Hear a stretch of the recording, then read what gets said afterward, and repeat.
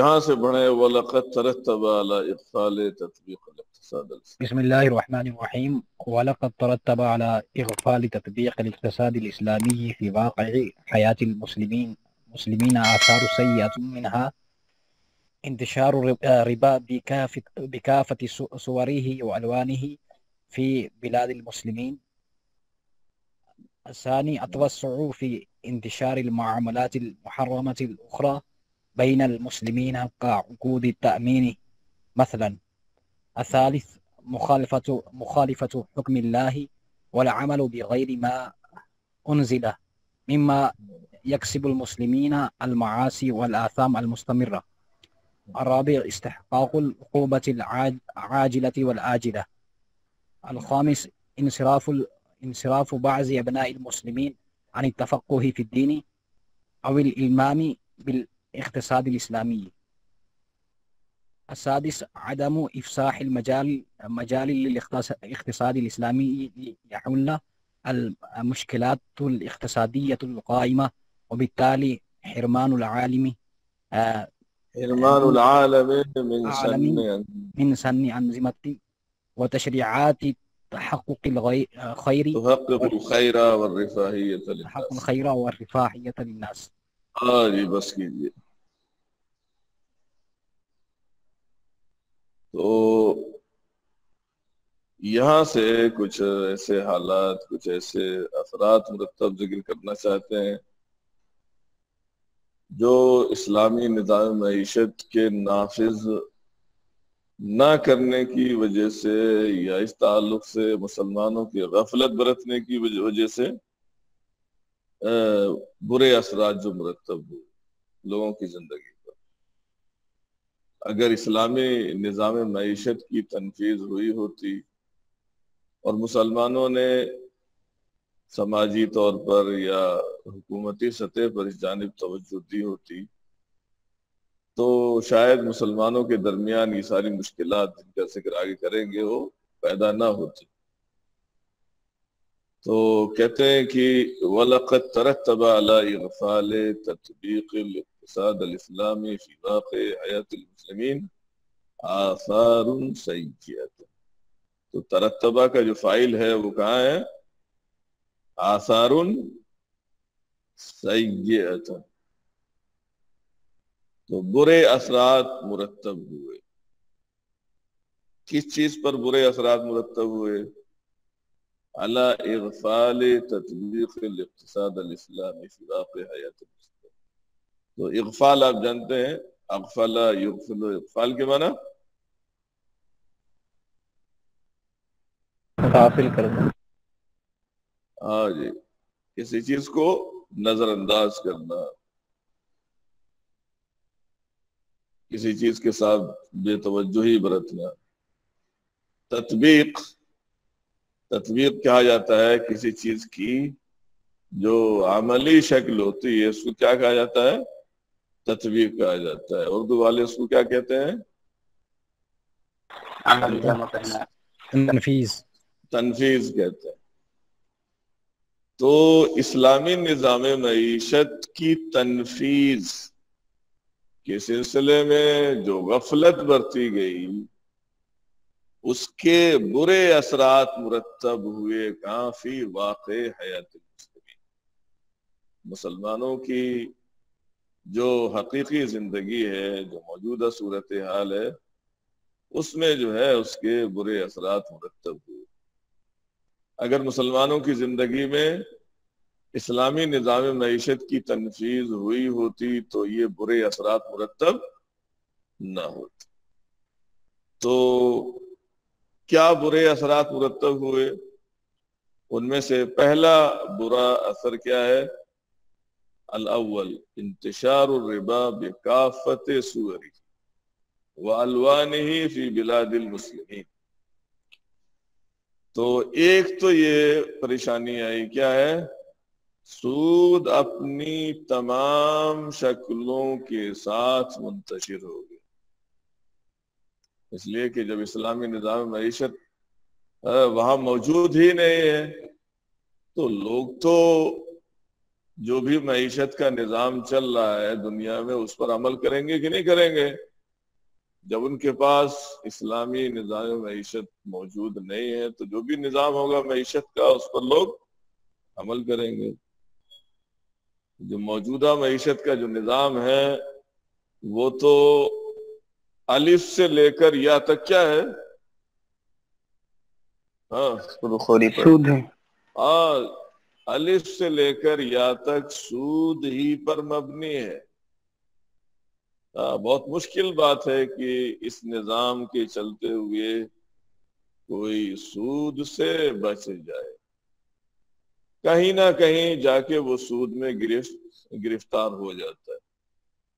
بہت مشکل بات ہے سود سے بچنا موجودہ زمانے میں جو نظام چل رہا ہے اس سے۔ تو کہا کہ ایک تو یہ برا اثر مرتب ہوا کہ سود کی جتنے بھی شکلیں ہیں وہ ساری کی ساری مسلمان سماج معاشرے میں منتشر و عام ہو گئیں، بکافت صورہ و الوان، الوان جمع ہے لون کی، اور یہ چونکہ کتاب جدید عربی میں لکھی گئی ہے تو آج کل لون کا لفظ کس کے لیے استعمال ہوتا ہے؟ حال کیفا کے معنی۔ جی، لون کا یہاں انواع کے معنی میں استعمال ہے کہ نہیں؟ ہے انواع، اقسام کے معنی میں، اور جدید عربی میں جو ہے لون کا معنی حال بھی ہوتا ہے۔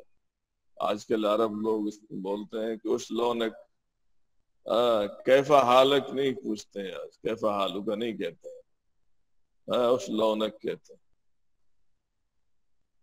تو لون کا معنی حال بھی آج کے جدید عربی میں استعمال ہوتا ہے۔ اور اس کے تعلق سے ایک لطیفہ ذکر کیا جاتا ہے کہ شیخ ابن باز کا کوئی افریقی شاگرد، بہت قدیم شاگرد تھا، وہ شیخ سے ملاقات کرنے کے لیے کافی زمانے کے بعد آیا، تو شیخ سے ملاقات وغیرہ ہوئی تو ظاہر سی بات ہے لوگ خیر خیریت پوچھتے ہیں۔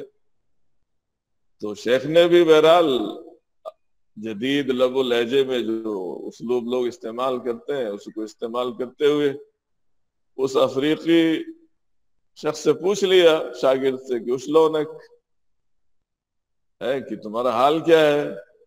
سارے لوگ پوچھتے ہیں۔ تو اب وہ بجائے جواب دینے کے وہ پرانی عربی میں چلا گیا کہ لون کا معنی کیا ہوتا ہے؟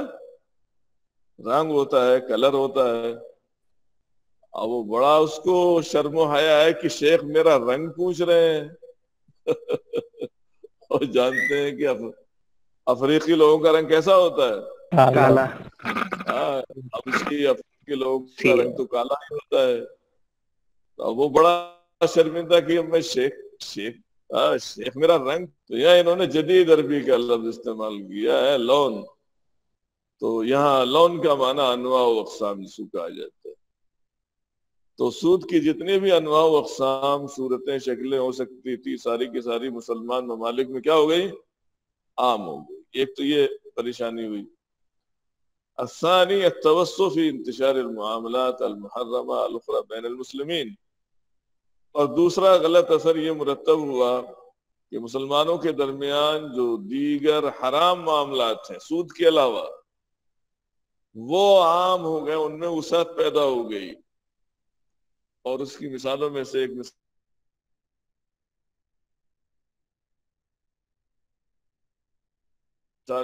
کا عقود، آج یہ بھی جدید اصطلاح ہے، تو تعمیر آج کل کی زبان میں کہا جاتا ہے، جسے آپ انشورنس کہتے ہیں۔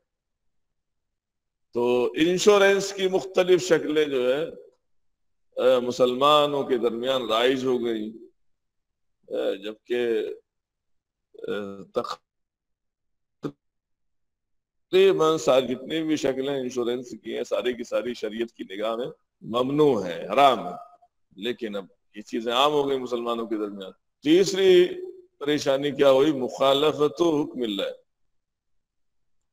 کہ جو یہ حرام معاملات عام ہو گئے اس میں کیا ہے؟ اللہ تعالیٰ کے حکم کی مخالفت ہے۔ والعمل بغیر ما انزل او بغیر ما انزل، اور اس چیز پر عمل کرنا ہے جو اللہ تعالیٰ نے نازل نہیں فرمائی ہے کہ جو معیشت کا جو نظام سسٹم ہے وہ انسانوں کا بنایا ہوا ہے. تو اس سے کیا ہوا کہ اللہ کی مخالفت اور اللہ کی شریعت پر عمل کرنے کے بجائے لوگ انسانوں کے بنائی ہوئے قوانین پر عمل کرنے لگے، جس سے کیا ہوا کہ مما یکسب المسلمین المعاصی والآثام،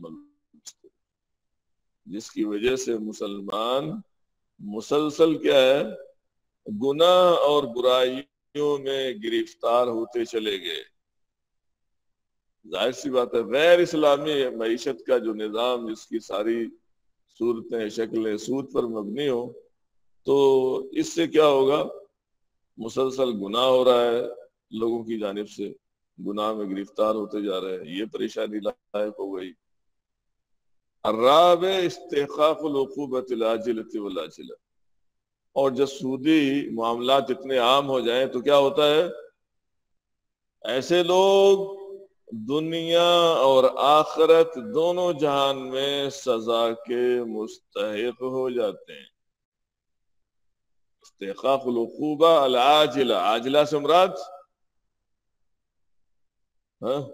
دنیا ہے اور عاجلہ سے مراد آخرت ہے. دنیا اور آخرت دونوں جہان میں سزا کے مستحق ہو گئے، یہ سب سودی کاروبار ہے. الخامس انصراف بعض ابناء المسلمین عن التفقہ فی الدین، اور اس کا یہ نتیجہ نکلا کہ مسلمانوں کے جو بعض افراد تھے وہ کیا ہو گئے، تفقہ فی الدین سے منحرف ہو گئے. جب دین پر عمل ہی نہیں ہو رہا ہے تو اس کو سمجھنے کی کیا ضرورت ہے، جاننے کی کیا ضرورت ہے. لوگوں کے ذہن میں یہ بات آئی، اور خاص طور سے اول علمام بالاقتصاد الاسلامی، کہ اسلامی نظام معیشت کی واقفیت سے لوگ کیا ہے کنارہ کش ہو گئے. اس لیے کہ جب معاشی زندگی میں اسلامی نظام معیشت پر عمل ہی نہیں ہو رہا ہے تو اس کو پڑھنے سے، سمجھنے سے، سر کھپانے سے کوئی فائدہ نہیں ہے. اس لیے لوگوں نے اس جانب بے توجہی برتی. اور چھٹا نقصان کیا ہوا اس کا، عدم افصاح المجال للاقتصاد الاسلامی. افصاح، افصح یفصح افصاح، اس باب افعال سے، تو افصاح کیا ہے، کسی چیز کو کشادہ کرنا اور کسی چیز میں گنجائش پیدا کرنا، بڑھانا، اضافہ کرنا یا موقع فراہم کرنا. تو کہا کہ اسلامی نظام معیشت کو کیا ہے، موقع فراہم نہیں ہوا یا موقع فراہم نہیں کیا گیا. اگر اس پر عمل ہوتا تو اس کو موقع ملتا. تو کہتے ہیں کہ اس کا نتیجہ یہ نکلا کہ اسلامی نظام معیشت کو کیا ہے، موقع فراہم نہیں ہوا. اگر موقع ملتا تو کیا ہوتا، وبالتالي حرمان العالم من سن أنظمة وتشريعات تحقق الخير والرفاه للناس. تو نتیجہ یہ نکلا کہ ساری دنیا محروم، حرمان کے معنی محرومی کا شکار ہو، محروم ہو گئی. کس چیز سے، من سن انظمہ، سنہ النظام کہا جاتا ہے نظام بنانا، قانون بنانا. تو ساری دنیا نتیجتاً ایسے قوانین اور ایسا سسٹم اور نظام بنانے سے محروم ہو گئی جو بھلائی اور خیر فراہم کر سکے اور لوگوں کو خوشحالی عطا کر سکے، والرفاہی للناس. تو تشریعات کے معنی قوانین کو تشریعات کہا جاتا ہے، انظمہ نظام کی جمع ہے.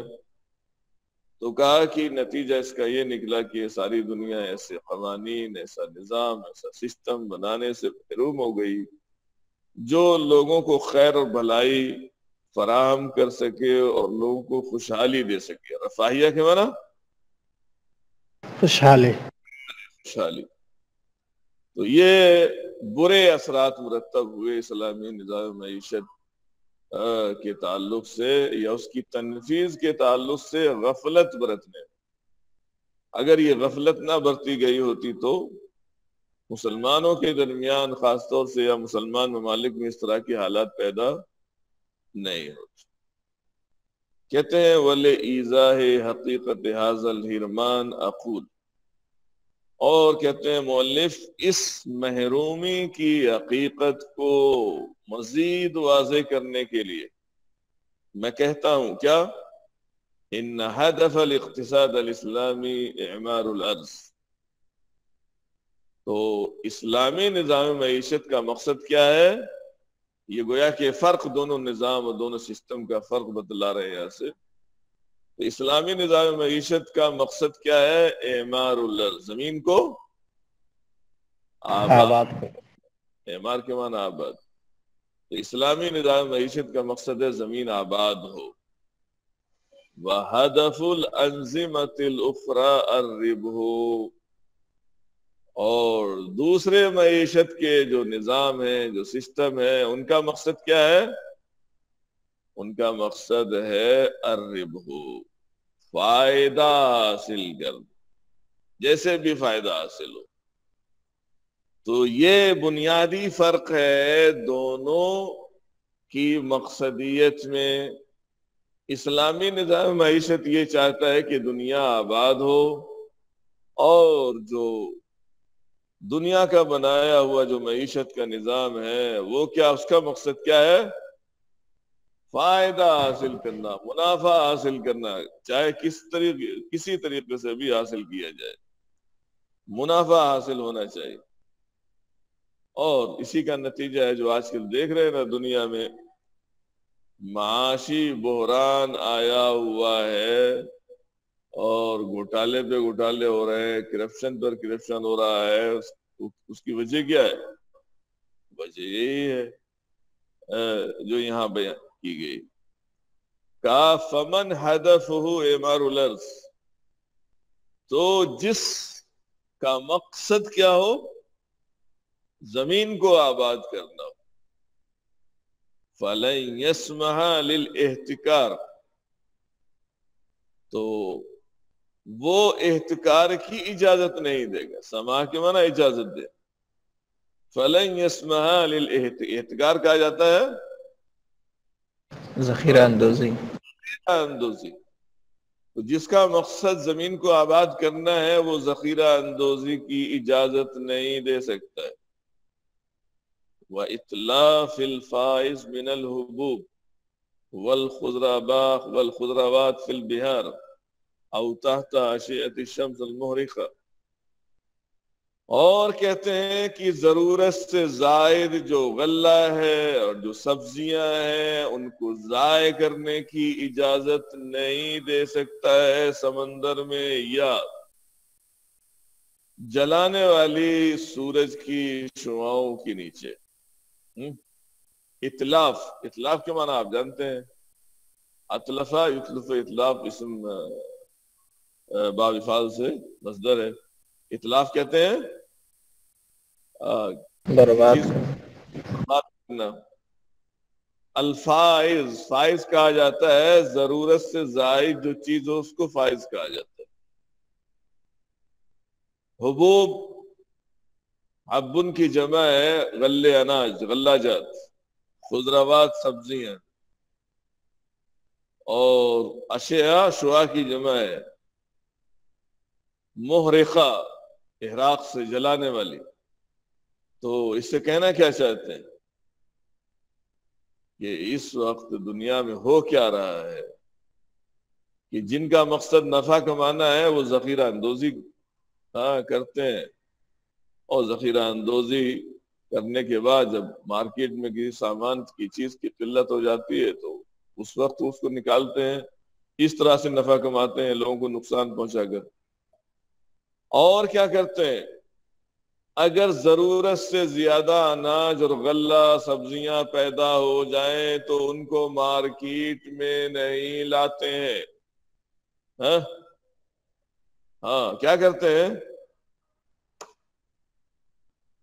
سمندر کی نظر کر دیتے ہیں، سمندر میں پھینک دیتے ہیں، یا سورج کی شعاؤں کے نیچے اس کو ویسے ہی چھوڑ دیتے ہیں، ضائع کر دیتے ہیں، برباد کر دیتے ہیں، لیکن مارکیٹ میں نہیں لاتے ہیں.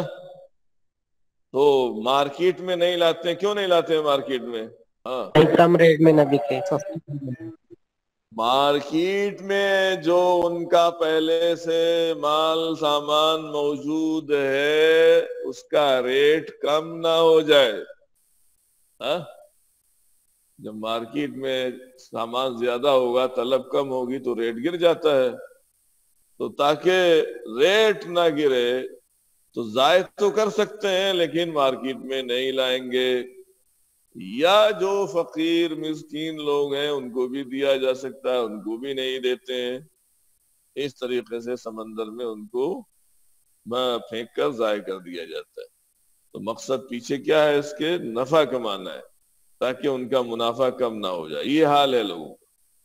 تو اسلام اس کی اجازت نہیں دے سکتا ہے. بل سيعمل على توزيع الفائز من انتاجه على الشعوب الاخرى. عاملہ اعلیٰ کے معنی ہوتے ہیں کوشش کرنا. تو کہا کہ بل سيعمل على توزيع الفائز، انتاج پیداوار. تو جو ضرورت سے زائد پیداوار ہے اس کو تقسیم کرنے کی کوشش کرے گا اسلام. کہاں تقسیم کرنے کی؟ علی الشعوب الاخری. ٹھیک ہے، ہماری ضرورت نہیں ہے تو دنیا میں بہت سارے لوگ ہیں جو حاجت مند ہیں، ضرورت مند ہیں، ان کو دے دیا جائے، لیکن سمندر میں پھینک دیا جائے یہ تو کوئی بات نہیں ہوئی. تو اسلام تو یہ حکم دے گا کہ اگر ہمیں اس غلے کی ضرورت نہیں ہے، اس سبزی کی ضرورت نہیں ہے تو کیا کریں گے؟ دوسروں کو دے دیں. دوسروں کے کام آ جائے، دوسروں کو فائدہ پہنچایا جائے. لیکن دنیا کا جو معیشت کا نظام چل رہا ہے وہ یہ نہیں چاہتا ہے کہ دوسروں کو فائدہ پہنچایا جائے. وہ تو یہ چاہتا ہے کہ اپنے ہی آپ کو سارا فائدہ پہنچائے. یہ فرق ہے. اور دیکھیے آگے، وَأَمَّا مَنْ هَدَفُهُ الرِّبْحُ، اور جس کا مقصد صرف فائدہ اٹھانا ہی ہے وہ کیا کرتا ہے؟ فَسَيَسْعَى إِلَى إِيجَادِ الْقَوَانِينِ وَالْأَنْظِمَةِ الَّتِي تُحَقِّقُ لَهُ هَذَا الْهَدَفَ. تو وہ کوشش کرتا ہے ایسے قوانین بنانے کی، ایسا نظام لانے کی جو کیا ہے؟ تحقق له هذا الهدف، جو اس مقصد کو کیا ہے اس کے پورا کرے. اگر جس کا مقصد نفع کمانا ہے، وتحمی ہے، حمایامی کے معنی بچانا ہے، حفاظت کرنا. حفاظت کریں. وتحمی ہے اور اس کے فائدے کی حفاظت کرے، ایسا نظام لائے گا. سواء كانت عن طریق الاحتکار، تو خواہ یہ تحفظ اس کو کیسے؟ بے اطلافها، ان کو ضائع کر. تو اگر اسی میں فائدہ ہے تو ایسا کرے گا، اور ایسا ہو ہی رہا ہے کہ لوگ اپنے فائدے کے لیے دوسروں کو نقصان پہنچانے کی کوشش کرتے ہیں. کسان لوگ کتنے مہینے سے احتجاج کر رہے ہیں، ان کا بھی یہی مسئلہ ہے. جو سرمایہ دار لوگ ہیں وہ کیا چاہتے ہیں؟ احتکار. سرمایہ دار لوگ کیا ہے، جیسے کسان کوئی چیز پیدا کرے، انہوں نے بڑے بڑے اسٹور تیار کر لیے بنانے کے، تو ان سے اونے پونے ریٹ میں خرید کے کیا کریں گے یہ سرمایہ دار؟ ہاں؟ اپنے اس میں رکھیں گے، اسٹور میں رکھیں گے، جو پھر بعد میں ہم کو بڑوں مہنگی کر کے بیچیں گے۔ آئے ہوئے ہیں وہاں رکھیں گے اور اپنی مرضی سے وہاں سے نکالیں گے، ہے کہ نہیں؟ تو یہ مسئلہ ہے۔ اور کہا کہ یا تو ان سبزیوں کو، اناج غلہ جات کو دوسری قوموں کو اس سے محروم کر کے، چونکہ یہ ان کی ضرورت سے زائد ہے، یا اپنا فائدہ یہ حاصل کرنے کی کوشش کریں گے عن طریق الفائدۃ المرکبۃ علی الاموال وارباحها، یا ایک اصطلاح استعمال کی الفائدہ المرکبہ۔ الفائدہ المرکبہ کہا جاتا ہے سود در سود۔ تو جو مال ہے اور جو فائدہ ہے، اسی ایک دفعہ فائدہ حاصل کرنے پہ اکتفا نہیں کرتے ہیں یہ لوگ، تو فائدہ در فائدہ یا سود در سود حاصل کر کے بھی یہ دوسروں کو نقصان پہنچانا چاہتے ہیں۔ جو اس نظام و سسٹم پر لوگ چل رہے ہیں، کہا کہ جو بھی مال ہے ان کے پاس، اس پر کیا ہے؟ سود در سود وصول کرنا چاہتے ہیں۔ یہ مقصد ہے اس نظام کا جو اس وقت دنیا میں چل رہا ہے۔ اور اس معیشت کے نظام نے کیا کیا ہے؟ والتي عاجزت کاہل الدول الفقیر، تو کاہل کہا جاتا ہے کندھے کو کہا جاتا ہے، جس نے فقیر ممالک کے کندھے کو کیا ہے؟ عاجز کر دیا ہے کہ وہ اس سود در سود کا قرض ادا کرنے سے عاجز ہے۔ سود در سود یہ لوگ قرض دے کر وصول کرتے ہیں، فقیر ممالک کو قرض بھی دیتے ہیں، اور جتنے بھی ملک ہیں دنیا کے اس وقت اس پوزیشن میں نہیں ہے، جو بھی جنہوں نے بھی قرض لیا ہے کہ وہ قرض کو ادا کر سکتے، اس لیے کہ وہ 1 سال 2 سال کے بعد یا 10 سال کے بعد وہ کئی گنا زیادہ ہو جاتا ہے، جس کی وجہ سے یہ فقیر ممالک اس کو ادا بھی نہیں کر سکتے۔ تو یہ فرق تھا اسلامی نظام معیشت اور جو دنیا کا معیشت کا نظام چل رہا ہے، مقصدیت کے اعتبار سے یہ فرق، کہ دونوں کا مقصد کیا ہے؟ الگ الگ ہے۔ تو پوچھا جا سکتا ہے کہ مقصدیت کے اعتبار سے دونوں جو معیشت کے نظام و سسٹم ہے ان میں کیا فرق ہے؟ اگلا مسئلہ ہے، کہتے ہیں المبحث الرابع ارکان الاقتصاد الاسلامی۔ تو اسلامی نظام معیشت کے ارکان، یعنی رکن کی جمع ارکان، پلر جسے آپ کہتے ہیں، یعنی بنیادی چیزیں جن پر یہ معیشت کا نظام کھڑا ہوتا ہے، قائم ہوتا ہے، تو وہ بنیادی چیزیں کیا ہیں؟ کہتے ہیں یقوم الاقتصاد الاسلامی علی 3 ارکان۔ اسلامی نظام معیشت کیا ہے؟ 3 ارکان پر کھڑا ہوتا ہے، یعنی اس کی 3 بنیادی چیزیں ہیں۔ تو پہلی بنیادی چیز کیا ہے؟ کہتے ہیں الرکن الاول الملکیت المزدوجہ۔ تو پہلا رکن ہے دوہری ملکیت، جسے مزدوجہ کہ ازدوجہ سے ہے یہ لفظ، ازدوجہ یزدوجو ازدواج، اور یہ تو اردو والے بھی استعمال کرتے ہیں آج کل، ہے کیا استعمال کرتے ہیں اردو والے؟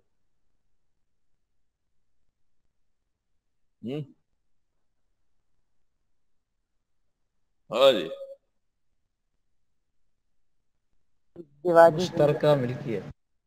ہاں جی، ازدواجی زندگی کا استعمال کرتا ہے۔ تو ازدواج کا اصل معنی ہوتا ہے کسی چیز کا جوڑا ہونا، 2 چیزوں کا آپس میں ملنا، ایک ہونا۔ تو اسلام کے اندر پہلا اسلامی نظام معیشت کا پہلا پلر یا اس کی بنیادی چیز کیا ہے کہ اس میں جو ملکیت ہے وہ دو طرح کی ملکیت ہے. اس کی تفسیر ابھی آگے آئے گی. تو دو طرح کی ملکیت ہے اس میں. الملکیہ المزدوجہ اس کو کہا جاتا ہے. اب یہ کہ الملکیہ المزدوجہ کسے کہیں گے؟ ہاں تو پہلے آپ تین ارکان انہوں نے کہا کہ اسلامی نظام معیشت کے تین ارکان ہیں. تو پہلا رکن کیا ہے؟ الملکیہ المزدوجہ. اس کے بعد دوسرا رکن کیا ہے؟ دوسرا رکن اسی کے بعد والے صفحے پر آ رہا ہے الرکن الثانی الحریہ الاقتصادیہ المقیدہ. یہ دوسرا رکن ہے. ایسی آزادی، معاشی آزادی جو کیا ہے، جس میں کچھ پابندی بھی ہے. مطلق العنان آزادی اسلامی نظام معیشت میں نہیں ہے. جس طریقے سے دوسرے معیشت کے نظام ہے اس میں کیسی آزادی ہے؟ مکمل آزادی ہے. مطلق العنان آزادی ہے، کوئی پابندی نہیں. آپ جو چاہے جس طریقے سے چاہے کوئی چیز حاصل کریں، خرچ کریں، کوئی مسئلہ نہیں. تو اسلام اس کی اجازت نہیں دیتا. آزادی ہے لیکن اس آزادی میں بھی کچھ پابندی ہے. تو یہ دوسرا رکن تھا. تیسرا رکن آگے آ رہا ہے اور اس کا نام ہے التکافل الاجتماعی. التکافل الاجتماعی تیسرا رکن. تو تین رکن ہیں جن پر اسلامی نظام معیشت کھڑا ہوتا ہے. یا اسلامی نظام معیشت کی عمارت جن تین ستونوں پر کھڑی ہوتی ہے وہ یہ تین ستون ہیں. تو پہلا ستون کیا ہے؟ الملکیہ المزدوجہ. دو طرح کی ملکیت کا تصور ہے.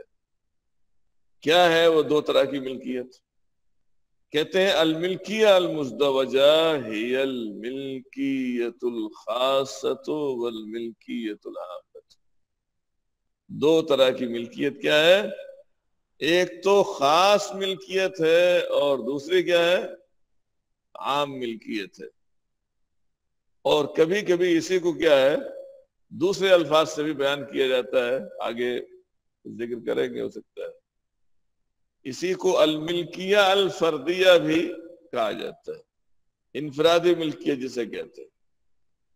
اور دوسری جو ہے الملکیہ العامہ، عام ملکیت، اسی کو الملکیہ الجماعیہ بھی کہا جاتا ہے. اجتماعی ملکیت جو ہے جس میں بہت سارے لوگ شریک ہوں.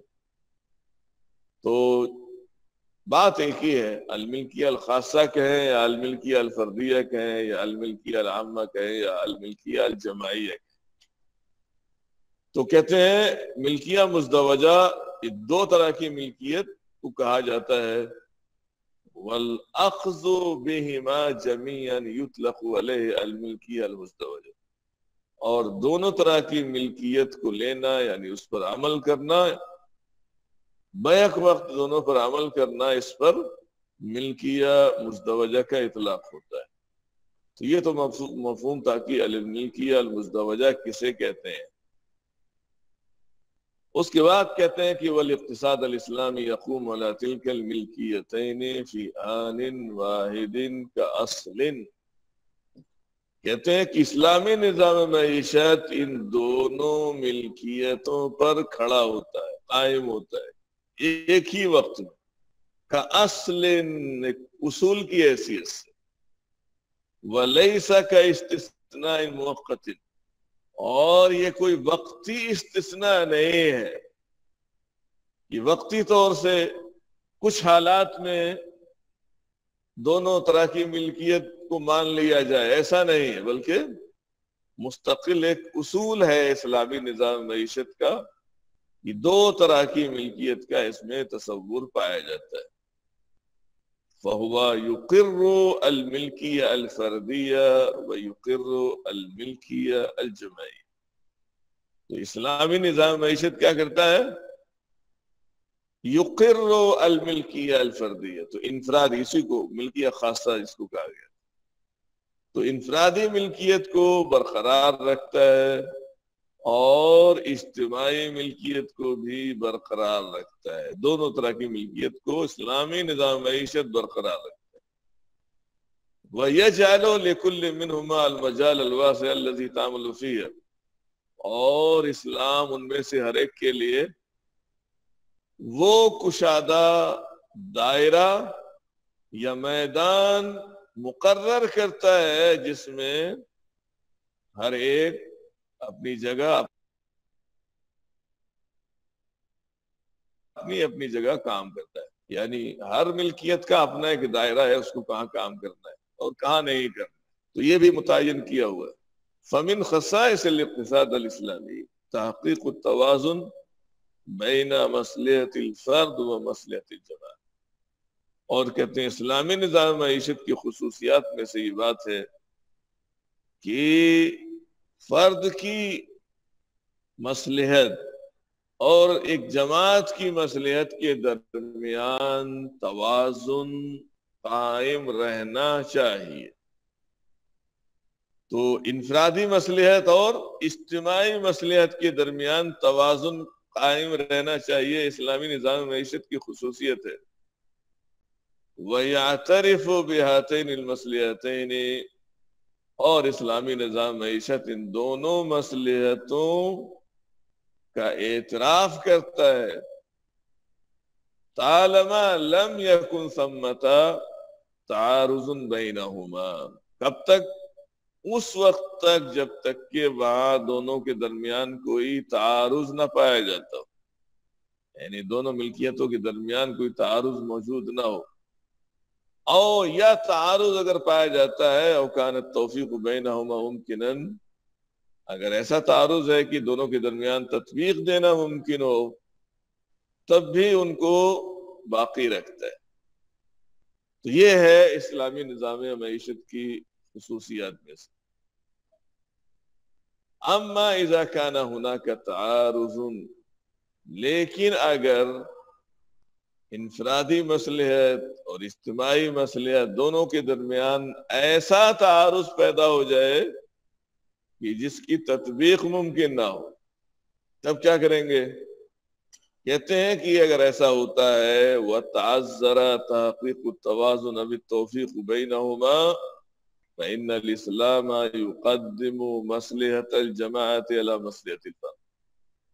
تو اگر انفرادی اجتماعی مصلحت کے درمیان اتنا تعارض ہوتا ہے کہ دونوں کے درمیان توازن کو برقرار رکھنا ممکن نہیں ہے، تعذرہ کے معنی مشکل ہونا، ممکن نہیں ہے.